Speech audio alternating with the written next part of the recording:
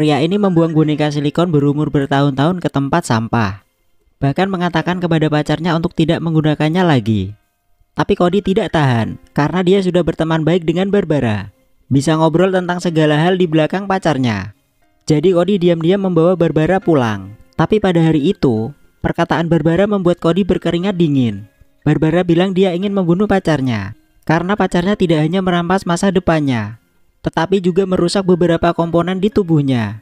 Selain itu, dia tidak berterima kasih dan membuangnya ke tempat sampah.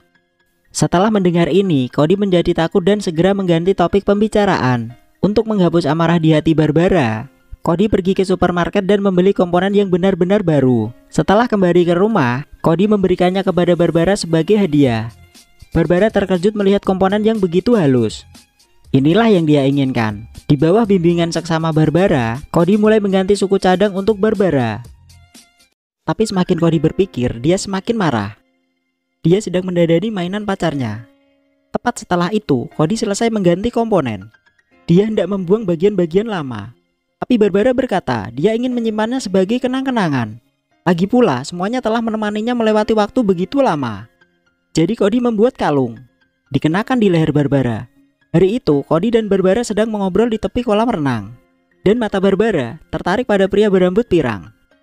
Penampilan tampan anak laki-laki itu membuat Barbara bingung.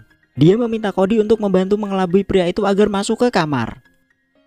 Bersiaplah untuk berteman dengan pria itu. Cody terkejut setelah mendengar ini. Dan dia langsung menolak Barbara. Tapi dia tidak bisa menahan trik Barbara yang lembut. Dan Cody akhirnya setuju. Dia berpura-pura meminta pria itu membantunya memindahkan perabotannya. Lalu membawa pria itu ke kamar Barbara. Barbara mengenakan piyama seksi saat ini. Penampilan indah dan sosok yang membanggakan membuat orang lain tak bisa tertahankan. Tapi di mata pria ini, dia hanyalah boneka silikon biasa. Tidak peduli seberapa kooperatifnya Cody, pemuda itu masih dengan tegas berbalik dan meninggalkan ruangan. Keesokan harinya, ibu anak laki-laki itu tiba. Katanya Cody sengaja merayu putranya, menyuruhnya untuk segera keluar dari rumahnya. Ternyata wanita ini juga pemilik rumah Cody. Cody tidak punya tempat tinggal, jadi dia mencari pacar. Pacarnya berharap dia bisa pindah ke sini. Tapi saat ini Cody sangat bingung. Jika Barbara dan dia pindah ke sini, bagaimana 3 orang bisa akur? Setelah memikirkannya, Cody akhirnya menyewa rumah lain.